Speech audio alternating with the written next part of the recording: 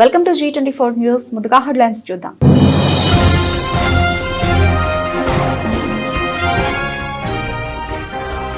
ఢిల్లీలో రాహుల్ గాంధీతో ఒక మాట, గల్లీలో రేవంత్ రెడ్డిది ఇంకో మాట. కాంగ్రెస్ ప్రభుత్వంపై మండిపడ్డ ఎమ్మెల్యే కేపీ వివేకానంద.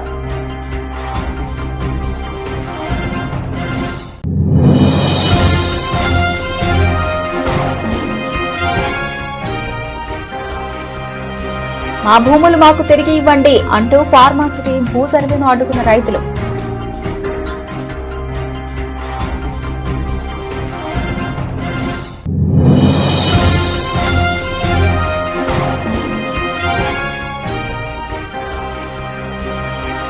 మహిళలకు 2500 అంటూ పుకార్లు. పోస్టాఫీస్ ముందు బార్లు పేరిన మహిళలు.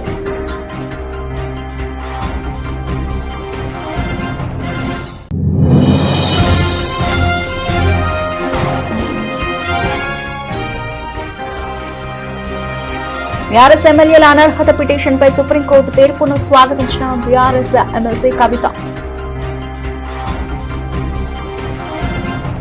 2900 కోట్ల రూపాయల అంచనాతో కొడంగల్ లిఫ్ట్ ఇరిగేషన్ ప్రాజెక్టు చేపడతామని ప్రకటించిన ప్రభుత్వం పనులు ప్రారంభం కాకుండానే ప్రాజెక్టు అంచనా 4500 కోట్ల రూపాయలకు పెంచింది. తట్టెడు మట్టి ఎత్తుకున్న ఇద్దరు కాంట్రాక్టర్లకు 600 కోట్ల రూపాయల అడ్వాన్సులు చెల్లించిండు ముఖ్యమంత్రి రేవంత్ రెడ్డి అని అన్నారు ఎమ్మెల్సీ కవిత. ఇలా ఇంకొక ముచ్చట కూడా మీరు దయచేసి గమనించాలి. అందరు పెద్దలు ఉన్నారు. 1,00,000 ఎకరాలకని జీవో ఇచ్చి దానికి ఉండే కాస్ట్ అంటే ఎంత అవుతుంది అంటే 2900 కోట్లతో కడతాం ప్రాజెక్ట్ అని చెప్పిండ్రు. అది జీవో ఇచ్చిరు బాజాప్తా. ఈ సంవత్సరం నడ లోపల ఒక తట్టెడు మట్టి కూడా ఎక్కడ ఎత్తిపోయలే, ఎక్కడ పని చాలుగాలే, ఎక్కడ ఒక టిప్పర్ వచ్చి ఒక స్పూన్ మట్టి కూడా తీయలే. కానీ ఇవాళ ఆ ప్రాజెక్ట్ కాస్ట్ 4500 కోట్లు అయిపోయింది ఆల్రెడీ. ఎట్లా పెరుగుతుంది ప్రాజెక్ట్ కాస్ట్? 1500 కోట్లు. ఎందుకోసం పెరిగింది? ఎవరి కోసం పెరిగింది? ఆ 1500 కోట్లకి మరి మన కానుకూర్తోళ్లకు ఎకరానికి 40 లక్షలు ఇస్తారా? అటువంటి ఆలోచన లేదు. ఆ పెరిగినటువంటి 1500 కోట్లు పెద్దవాళ్ళ జేబులలో పోతున్నాయి తప్పితే మనకిచ్చే ఆలోచన ముఖ్యమంత్రికి లేదు. ఎందుకు ఈ మాట చెప్తా ఉన్నా అంటే ఈ ప్రాజెక్ట్ ఏదైతే కట్టినరో, ఈ పెంచిన 1500 కోట్లు ఏదైతే ఉన్నదో, ఇద్దరు గుత్తేదారులకు ఇచ్చింది ఈ ప్రాజెక్టు, ఇద్దరు కాంట్రాక్టర్లకు. వాళ్ళిద్దరికి చెంచా మట్టి తీయకున్నా, తట్టెడు మట్టి ఎత్తకున్నా 600 కోట్ల రూపాయలు ముందే అడ్వాన్స్ ఇచ్చేసిరు వాళ్ళకు. అడ్వాన్స్ ఇచ్చి సంవత్సరంన్నర అవుతుంది, పని మాత్రం చాలు చేయలేదు. మరి నేను అడిగేది ఒకటే, ఆ పెద్దవాళ్ళ మీద ప్రేమ ఎందుకు, ఈ పేదవాళ్ళ మీద ప్రేమ ఎందుకు లేదు ముఖ్యమంత్రి గారు? ఎమ్మెల్యేలు ఎంపీలు పార్టీ మారగానే సభ్యత్వాన్ని కోల్పోయేలా చట్టం తెస్తామని 5 న్యాయ సూత్రాల్లో అది ఒకటని రాహుల్ చెప్పారు. మేనిఫెస్టోలో పెట్టిన దానిపై ఏమాత్రం గౌరవమున్నా ఎమ్మెల్యేల అనర్హత వేటు కోసం చొరవ చూపాలి. ఢిల్లీలో రాహుల్ గాంధీది ఒక మాట, గల్లీలో రేవంత్ది ఇంకో మాట అని అన్నారు ఎమ్మెల్యే కేపీ వివేకానంద. నేను ఈరోజు ముఖ్యమంత్రి గారికి సూచిస్తా ఉన్నాను, మీరు ప్రజాస్వామ్యం పైన గౌరవం ఉంటే, మీ యొక్క పరిపాలన పనితీరుపై నమ్మకం ఉంటే 3 నెలలు స్పీకర్ నిర్ణయం గురించి వెయిట్ చేయకుండా తక్షణం ఈ 10 మంది ఎమ్మెల్యేలని రాజీనామాలు చేపించి మరి ఎన్నికలకు వస్తే ఈ యొక్క శాసన వ్యవస్థ, ఒక డెమోక్రటిక్ సిస్టంలో మన పార్లమెంటరీ ఒక వ్యవస్థ గౌరవాన్ని కాపాడిన వాళ్ళ అవుతామని చెప్పి ఈ సందర్భంగా నేను ముఖ్యమంత్రి గారికి సూచిస్తా ఉన్నాను. ఒకానొక సందర్భంలో ముఖ్యమంత్రి గారు అసెంబ్లీలో 10 మంది ఎమ్మెల్యేలు పార్టీ ఫిరాయించినారు, బీఆర్ఎస్ పార్టీలో గెలిచి కాంగ్రెస్కి వచ్చినారు, ఉప ఎన్నికలు ఎలా వస్తాయి అధ్యక్ష అని చెప్పి అసెంబ్లీలో ప్రశ్నించినాడు. ఈరోజు ముఖ్యమంత్రి గారికి సుప్రీంకోర్టు చెంపపెట్టు లాంటి సమాధానం ఇస్తూ ఉప ఎన్నికలు ఎలా వస్తాయో సమాధానం వారి తీర్పు ద్వారా లభించింది ఈరోజు ముఖ్యమంత్రి గారికి అని చెప్పి సందర్భంగా మనవి చేస్తా ఉన్నాను. న్యాయ వ్యవస్థను కూడా శాసించే విధంగా ముఖ్యమంత్రి గారు మాట్లాడిన తీరుని సమాజం అంతా కూడా సమాజం అంతా కూడా చూసిన సంగతి గుర్తు చేస్తా ఉన్నాం. వారు ఆ రోజు ఉపన్యాసం చూసి ఆశ్చర్యపోయినారు. కోర్టులో కేసు ఉండంగా, అనర్హత పిటిషన్లో పెండింగ్ ఉండంగా వారిని ఇలా ఎలక్షన్స్ వస్తాయని వారి కోర్టు తీర్పునే కేసు పెండింగ్ ఉండంగా కూడా ఎలా ఎన్నికలు వస్తాయని చెప్పి, అంటే న్యాయ వ్యవస్థనే శాసించే విధంగా, న్యాయ వ్యవస్థనే ప్రశ్నించే విధంగా, న్యాయ వ్యవస్థనే అవమానించే విధంగా ముఖ్యమంత్రి గారు మాట్లాడిన మాటల్ని సుప్రీంకోర్టు కూడా తప్పుపట్టిన సంగతిని ఈ సందర్భంగా నేను మనవి చేస్తాను. గతంలో పట్టింది, ఇప్పుడు కూడా సుప్రీంకోర్టు ముఖ్యమంత్రి గారు అన్న మాటల్ని తప్పుపట్టింది. మేము పదే పదే మొదటి నుంచి చెప్తా ఉన్నాం, ముఖ్యమంత్రి గారి యొక్క మాట తీరు, ముఖ్యమంత్రి రేవంత్ రెడ్డి గారి యొక్క వ్యవహార శైలి ఇది రాష్ట్ర ప్రతిష్టని మంట కలిపే విధంగా ఉంది అని చెప్తా ఉన్నాము. దానికి ఈ ఒక ఉదాహరణ, ముఖ్యమంత్రి గారు హోదా తగ్గట్టు వ్యవహరిస్తలేడని చెప్పి పదే పదే డే 1 నుంచి ఈరోజు దగ్గర మా భూములు మాకు తిరిగి ఇవ్వండి అంటూ ఫార్మాసిటీ భూ సర్వేను అడ్డుకున్న రైతులు. రంగారెడ్డి జిల్లా యాచార మండలం మేడిపల్లి గ్రామంలో ఫార్మాసిటీ కోసం భూ సర్వే నిర్వహించడానికి పోలీస్ బందోబస్తుతో వచ్చిన అధికారులు ఎన్నికల ముందు ఫార్మాసిటీ రద్దు చేసి మా భూమి మాకు ఇప్పిస్తామని హామీ ఇచ్చి ఇప్పుడు సర్వే కోసం అధికారులను ఎలా పంపిస్తారంటూ ఆగ్రహం వ్యక్తం చేస్తున్న స్థానిక రైతులు. తమ భూమిలో అధికారులను అడుగు పెట్టనివ్వమని తేల్చి చెప్పిన రైతులు.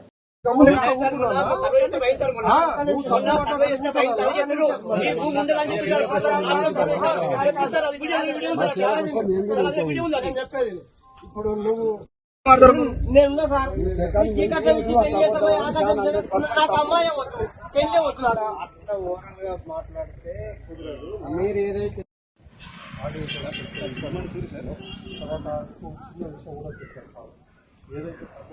క్లియర్గా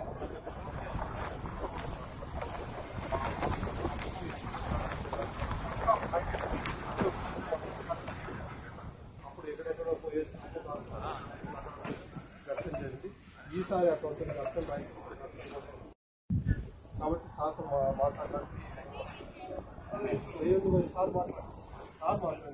సుప్రీంకోర్టు చారిత్రాత్మక నిర్ణయం తీసుకుంది. స్పీకర్ 3 నెలల్లో నిర్ణయాలు తీసుకోకపోతే కంటెంప్ట్ ఆఫ్ కోర్టు కిందకు వస్తుందని సుప్రీంకోర్టు చెప్పింది.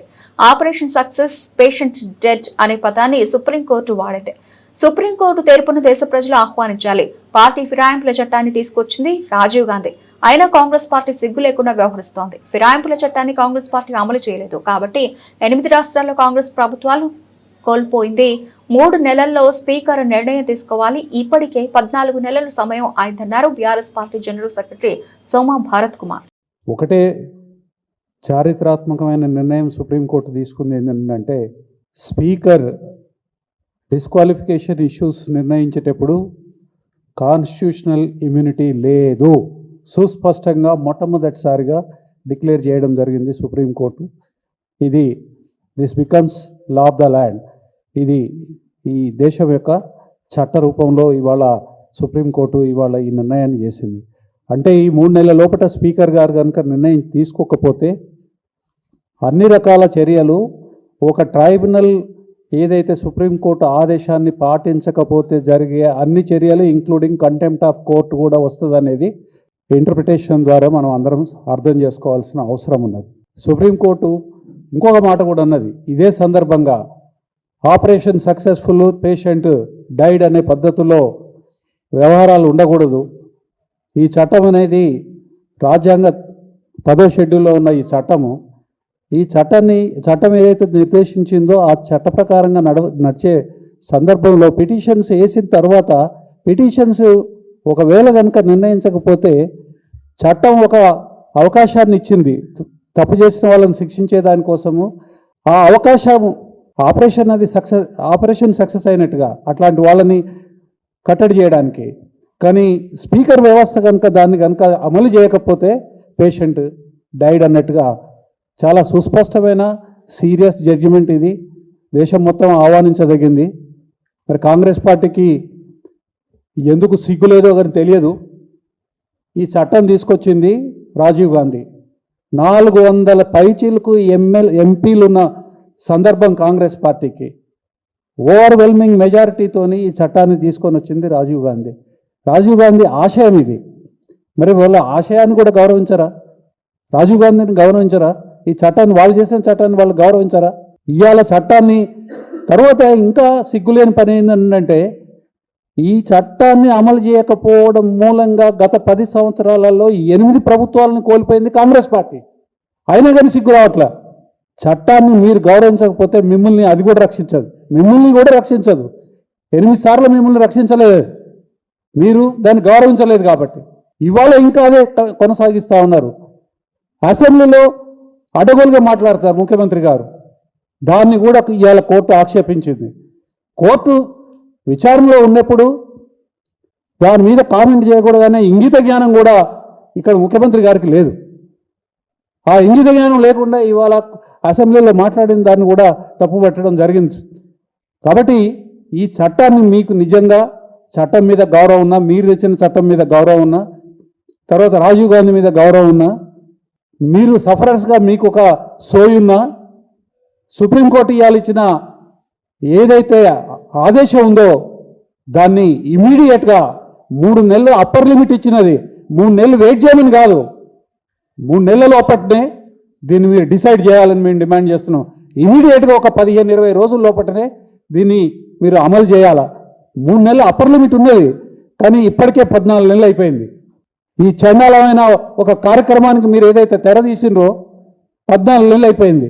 రాజ్యాంగాన్ని అపహాస్యం చేయొద్దు, చట్టాన్ని అపహాస్యం చేయొద్దు, మరీ ముఖ్యంగా సుప్రీంకోర్టు ఇచ్చిన ఆర్డర్ని మీరు అపహాస్యం చేయకుండా సుప్రీంకోర్టుకి గౌరవాన్ని తెలిపే పద్ధతుల్లో మీరు ఇది వీలైనంత తొందరలో 3 నెలల లోపట అంటే మీరు ఇమీడియట్గా చేసేదానికి కూడా అన్ని అవకాశాలు ఉన్నాయి. కాబట్టి ఏ రకమైన తాత్సర్యం చేయకుండా చేయాలనేది మా డిమాండ్.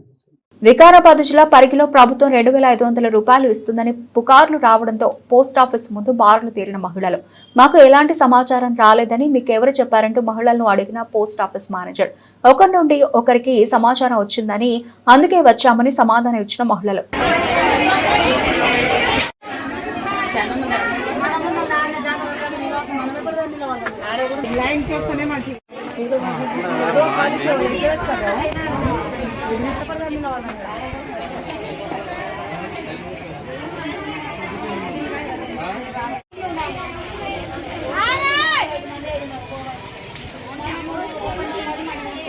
అవ్వాలని చెప్పి ఒకరి తరపు నుంచి ఒకరు ఇట్లా దేనికోసం వచ్చారు అసలు?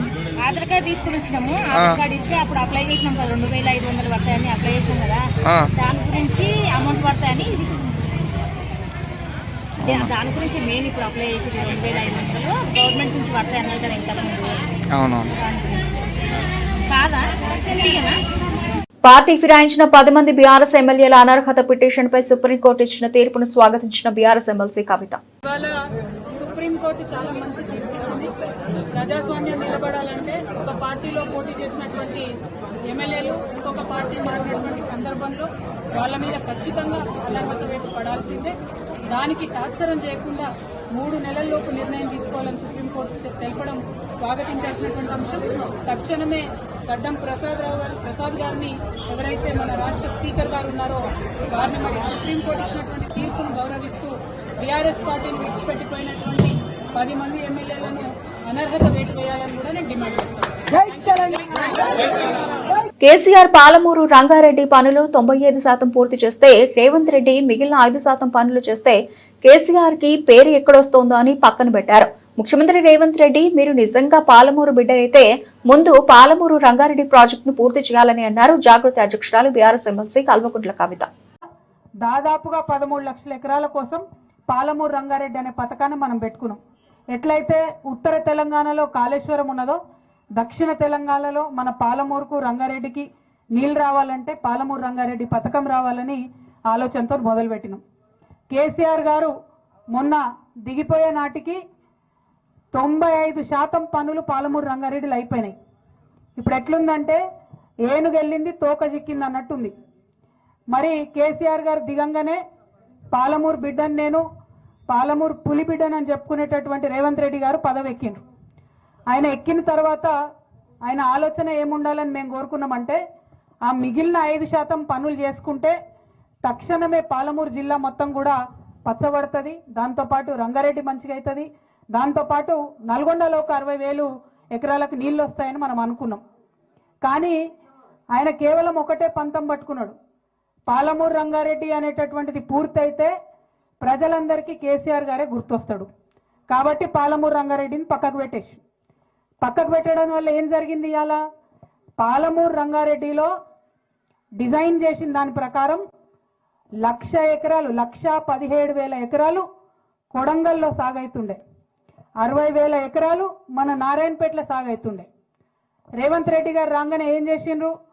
పాలమూరు రంగారెడ్డిలో కరివెన దగ్గర నుంచి ఉన్నటువంటి ప్రాజెక్టుని ప్యాకేజ్ని మొత్తం తీసి పక్కకు పడేసి కొత్తగా కొడంగల్ లిఫ్ట్ ఇరిగేషన్ స్కీమ్ అని పెట్టిండ్రు ఆయన. దానివల్ల లాభం ఏమైంది? జీవో ఇచ్చినారు ఫిబ్రవరిలో 2024లో, పోయిన సంవత్సరంలో. దాంట్లో ఏం చెప్తారంటే కొడంగల్ నారాయణపేట కలిపి మొత్తం 1,00,000 ఎకరాలకు నీళ్ళు ఇస్తున్నారు. అయ్యా ముఖ్యమంత్రి గారు, మీరు ఒకసారి ఆలోచించాలి. 1,80,000 ఎకరాలకు వచ్చేటటువంటి పథకాన్ని పక్కకు పెట్టి 1,00,000 ఎకరాలు వచ్చేటటువంటి పథకాన్ని ఎందుకు చేపట్టినట్టు? మొదలది. రెండవది, ఈ కొడంగల్ లిఫ్ట్ ఇరిగేషన్ స్కీమ్ ఇప్పుడు ఏదైతే పెట్టినరో, ఎన్లయితే మన కానుకుర్తి భూములు పోతున్నాయో దానికి స్టార్టింగ్ పాయింట్, ఒకవేళ ఇది కట్టే మాటనే అయితే దానికి స్టార్టింగ్ పాయింట్ నిజానికి జూరాలలో తీసుకోవాలి. జూరాలలో తీసుకుంటే ఏమవుతుందంటే సంవత్సరం పొడవుతా జూరాలలో 30 నుండి 40 రోజులు మంచిగా వరద వారుతుంది. అందులోకెళ్ళి నీళ్ళు తీసి చిన్న చిన్న రిజర్వాయర్లు కట్టుకొని వాటిని దాచిపెట్టుకుంటే సంవత్సరం పొడుగుతా మన రైతులకు లాభం అవుతుంది. కానీ ముఖ్యమంత్రి గారు మేమందరం నెత్తి నోరు కొట్టుకొని మొత్తుకున్నా కూడా కరివెన ప్రాజెక్టు తీసి పక్కకు పెట్టి జూరాల నుండి కాకుండా ఈ భీమాలో బూత్పూర్ కాడికెళ్ళి దీనికి లింక్ పెట్టింది. బూత్పూర్ కాడికెళ్ళి లింక్ పెట్టుడుతో ఏమైంది? ఇప్పుడు అసలు ఆ భీమాలోనే చక్కగా నీళ్ళు రావు, నిండా నీళ్ళు రావు, ఇంకా దానికి కొంత పని బాకీ ఉన్నది. ఇప్పుడు ఆ భీమాలకెళ్ళి 4 టీఎంసీలు కొడంగల్ లిఫ్ట్ ఇరిగేషన్ స్కీమ్ తీసుకుంటే మక్తలు కూడా ఎండేటటువంటి పరిస్థితి వస్తుంది. పూర్వంగా మక్తలకు నీళ్లు రావు. ఇప్పుడు ఈయన పెట్టిన దాంట్లో కాలువలు తీయకుండా ఏం చేసిండ్రు? పైపులు వేసిండ్రు. భీమా కాడ నీళ్ళెత్తి పైపుతోని చక్కగా కొడంగల్లో నీళ్ళు పోయాలి. మధ్యలో ఉన్న నారాయణపేట పోతుంది, దామర్గిత పోతుంది, ఊట్కూరు పోతుంది. ఎవరికి ఒక చుక్క కూడా నీళ్ళు వచ్చేటటువంటి పరిస్థితి లేదు. కేసీఆర్ గారు కాళేశ్వరంలో కూడా పైప్తో ఇరిగేషన్ చేసిండ్రు. మా నిజామాబాద్ జిల్లాలో కూడా ఆ ప్యాకేజ్ ఉన్నది. మల్లన్న సాగర్ నుంచి హైదరాబాద్కు నీళ్లు తీసుకొచ్చేటటువంటి ప్రాజెక్టులో కూడా మొత్తం తొవ్వంటి అన్ని ఊర్లకు నీళ్ళు ఇచ్చేటట్టు ఆనాడు కేసీఆర్ గారు ప్రయత్నం చేసిండ్రు. ఇప్పుడు రేవంత్ రెడ్డి గారేమో పైప్ల నీళ్లు తీసుకుపోతాం కానీ మధ్యలో ఎవరికి నీళ్ళు ఇవ్వమని చెప్తున్నారు. ఎందుకోసం ఇవ్వలేరు అంటే ఈయన కనెక్టింగ్ పాయింట్ బూత్పూర్లో పెట్టుకున్నారు. అక్కడ నీళ్ళే లేవు. నీళ్లు లేవు కాబట్టి మధ్యలో ఎక్కడ ఇయ్యం, కొడంగల్ తీసుకుపోయి డైరెక్ట్ ఇస్తామంటున్నారు. కొడంగల్ బిడ్డలకు కూడా నీళ్ళు రావాలి. కానీ మధ్యలో ఉన్న వాళ్ళందరినీ ఎండబెట్టి మధ్యలో ఉన్న గ్రామాలన్నీ ముంచేసి కేవలం ముఖ్యమంత్రి గారి నియోజకవర్గానికి ఇస్తామంటే అది మాత్రం సరైనటువంటి విషయం కాదు. రెండవది, ఏదైనా పరిష్కారం ముఖ్యమంత్రి స్థాయిలో ఉన్న వ్యక్తి చూపిస్తే అది శాశ్వతంగా ఉండాలి. మళ్ళీ ఊకూకే రిపేర్ చేసేటట్టు ఉండదు. ఇవాళ ఒకవేళ ఈ ప్రాజెక్టు మొత్తం కంప్లీట్ అయితే కూడా మళ్ళా నీటి లభ్యత ఉండదు. భీమాలనే చక్కగా నీళ్ళు లేవు, అందులోకెళ్ళి ఇక్కడ తీసుకునే దాంట్లో నీళ్లు ఉండవు. మరి నీళ్లు రానటువంటి పైపుల కోసం మన ఊరు ముంచడెందుకు అన్నది మొదట మనం ఆలోచన చేసుకోవాలి. రెండవ అంశం, మీ అందరినీ నేను కోరేది, ఎక్కడైనా ప్రాజెక్టులు కట్టినప్పుడు తప్పకుండా కొంతమందికి నష్టం జరుగుతుంది, కొంతమందికి లాభం జరుగుతుంది. కానీ ఈ ప్రాజెక్టు వల్ల మాత్రం మెజారిటీ ప్రజలకు నష్టం జరుగుతుంది తప్పితే లాభం జరుగుతలేదు. ఇలా ఇంకొక ముచ్చట కూడా మీరు దయచేసి గమనించాలి. అందరు పెద్దలు ఉన్నారు. ఈ జీవో వెంకటరెడ్డి అన్న 2024లో ఇచ్చినటువంటి తెలంగాణ జాగృతి ఏదైనా సమస్య ఎత్తుకుంటే అది పూర్తి చేసే వరకు వదిలిపెట్టదు. న్యాయం జరిగే వరకు మీ పక్షాన నేనుంటా. సానుకూలంగా సమస్య పరిష్కారం అయ్యే వరకు మీకు అండగా, అక్కగా, చెల్లిగా తోడుంటానని అన్నారు తెలంగాణ జాగృతి అధ్యక్షురాలు బీఆర్ఎస్ ఎమ్మెల్సీ కల్వకుంట్ల కవిత. ఇదివరకు పెద్ద ప్రాజెక్టులలో భూములు పోయినప్పుడు ఉద్యోగాలు కూడా ఇవ్వడం జరిగింది. ఈ పిల్లలకు ఇక్కడ ఉండేటటువంటి ఇంటికి ఒక ఉద్యోగం, ఏ రైతు అయితే భూమి కోల్పోతాడో, మరి భూమి లేనటువంటి రైతులు ఎవరైతే వాళ్ళ ఇండ్లు కోల్పోతున్నారో వాళ్ళకు కూడా ఖచ్చితంగా ఉద్యోగం ఇవ్వాలని చెప్పి, ఇంటికి ఒక ఉద్యోగం ఇవ్వాలని చెప్పి నేను డిమాండ్ చేస్తా ఉన్నాను. ఇక్కడ ఉన్నటువంటిది ముఖ్యమంత్రి గారు మీ జిల్లా నుంచి ఇందాక అన్నవాళ్ళు చెప్పినట్టు, ముఖ్యమంత్రి అంటే ఆయన మాటనే శాసనం ఉంటుంది. ఆయన మాట్లాడిందంటే అదే గవర్నమెంట్ ఆర్డర్ అవుతుంది. కానీ దారుణం ఏంటంటే ఈ ముఖ్యమంత్రి గారు ఇప్పుడు ఒక మాట చెప్తాడు, గంటకు ఒక మాట చెప్తాడు. మనం చూసినాం ప్రతి ఒక్క విషయంలో. ఏమని చెప్పిండ్రు? బోనస్ ఇస్తా అని చెప్పిండ్రు. 3 నెలలు అయిపోయినాయి కొనుగోలు కేంద్రాలు తీసేసి, ఇంతవరకు ఎవరికి కూడా బోనస్ రాలే. సన్నవడ్ల విషయం 2500 ఆడపిల్లలకి ఇస్తామని చెప్పిండ్రు. ఒక్క ఇంట్లో ఒక్క ఆడబిడ్డ కూడా 2500 రాలే. ఒట్లేసిండ్రు ఉన్న అన్ని దేవుళ్ళ మీద రుణమాఫీ చేస్తామని. 60% దాకా రుణమాఫీ అయిన తప్పితే ఎక్కువ ఎక్కడ రుణమాఫీ కాలే. అన్ని అంశాలు ఎందుకు చెప్తా ఉన్నా అంటే, ఇది కేవలం బీఆర్ఎస్ సభ కాదు, నాకు తెలుసు అన్ని పార్టీల వాళ్ళం ఇక్కడ ఉన్నాం. కానీ ఒక వ్యక్తి, ఆయన వ్యక్తిత్వం, దాని మీద కూడా చర్చ జరగాలి. నారాయణపేటకు వచ్చి ఇక్కడ 20 లక్షలు ఇస్తా అని చెప్పిపోతే ముఖ్యమంత్రి గారు, ఆఫీసర్కి ఎంత దమ్ము ఉండాలి 14 లక్షలకు ఇచ్చేది? నిన్న మొన్న నోటీసులు వచ్చినాయి కదా మనందరికీ 14 లక్షలు తీసుకుంటామని. మరి ముఖ్యమంత్రి ఒక మాట, ఆఫీసర్ ఒక మాట చెప్తాడా? అంటే ముఖ్యమంత్రికి విలువ ఉన్నట్టా లేదా? ఒక్క మాట ఆలోచన చేయాలి. ముఖ్యమంత్రి గారు బాధ్యతాయుతమైన పదవిలో ఉన్నవారు, వారు ఇచ్చినటువంటి మాట సంపూర్ణంగా నిలబెట్టుకోవాలని నేను కోరుతున్నాను. 20 లక్షలు కూడా హైదరాబాద్కి దగ్గర ఉన్నది కాబట్టి, ఇక్కడ విలువ తక్కువ కాబట్టి అందరినీ కూర్చోబెట్టుకొని మళ్ళొకసారి మీటింగ్ పెట్టి 35 నుండి 40 లక్షల లోపల ధర వచ్చేటట్టుగా భూములకు ఇవ్వాలని చెప్పి నేను గౌరవ ముఖ్యమంత్రి గారిని డిమాండ్ చేస్తున్నా. మరి మా తమ్ముడు శ్రీను చెప్పినట్టు, అన్న వెంకటరెడ్డి అన్న చెప్పినట్టు, అదేవిధంగా మన గ్రామంలో ఉన్న అన్ని పార్టీల నాయకులు ఇక్కడ చెప్పినట్టు, మన కానుకుర్తి గ్రామంలో మనకు న్యాయం జరిగేంత వరకు మీ పక్షాన, మీ చెల్లెగా, మీ అక్కగా, మీ తోడుగా నేను నిలబడతానని ఈ సందర్భంగా తెలియజేస్తూ, మరి జనరల్గా ఏదన్నా విషయం పట్టుకుంటే నేను అది పూర్తయ్యే వరకు వదిలిపెట్టను. ఇవాళ కానుగుర్తికి వచ్చినామంటే మన సమస్య తీరేంత వరకు, మీ అందరికీ నచ్చేటటువంటి పరిష్కారం దొరికేంత వరకు కూడా వదిలిపెట్టకుండా మీ వెంట ఉంటానని చెప్పి మీ అందరికి కూడా మళ్ళొకసారి తెలియజేస్తూ, మరి గ్రామంలో అక్కడ మొదలు చౌరస్తా దగ్గర నుంచి ఇక్కడి వరకు మంచిగా ఎదుర్కొని డప్పులతోని వాయిద్యాలతోని తీసుకొని వచ్చి మర్యాదపూర్వకంగా తీసుకొని వచ్చినటువంటి మా అక్క చెల్లెలకు, అన్నదమ్ములకు, యువమిత్రులకు అందరికీ కూడా మళ్ళొకసారి ప్రత్యేకంగా ధన్యవాదాలు తెలియజేస్తున్నా. ముఖ్యమంత్రి గారికి మళ్ళీ ఒకసారి చెప్పేది ఒకటే, రైతు లేనిది రాజ్యం లేదు. రైతు ఏడ్చినటువంటి రాజ్యం ఎన్నడూ కూడా బాగుండదు. రాజ్యం బాగుండాలంటే, రాష్ట్రం బాగుండాలంటే మొదలు రైతు బాగుండాలి. మన పాలమూరు జిల్లా రైతు కంట కన్నీరు గారకుండా చూసుకోవాలని ముఖ్యమంత్రి గారిని డిమాండ్ చేస్తూ, రైతుల పక్షాన నిలబడి పోరాటం చేస్తామని మరొకసారి తెలియజేస్తూ మీ అందరి దగ్గర కూడా సెలవు తీసుకుంటున్నాను. Thank you. జై తెలంగాణ, జై తెలంగాణ. రైతు లేనిదే, రైతు లేనిదే, రైతు లేనిదే, రైతు లేనిదే. జై తెలంగాణ, జై తెలంగాణ. బులెటిన్ ముగించే ముందు హెడ్లైన్స్ మరోసారి.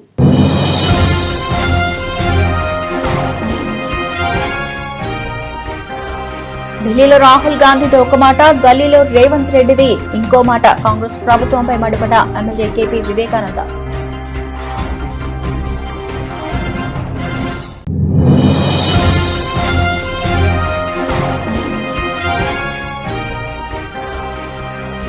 మా భూములు మాకు తిరిగి ఇవ్వండి అంటూ ఫార్మాసిటీ భూ సర్వేను అడ్డుకున్న రైతులు.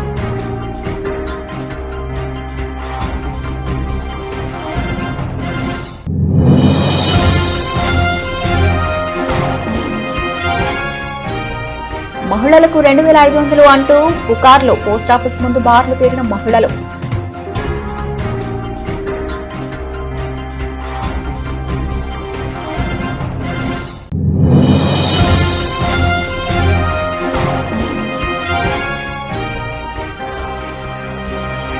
బీఆర్ఎస్ ఎమ్మెల్యేల అనర్హత పిటిషన్పై సుప్రీంకోర్టు తీర్పును స్వాగతించిన బీఆర్ఎస్ ఎమ్మెల్సీ కవిత. ఇవి ఇప్పటివరకు నబిల్చిన updates. Keep watching G24 news.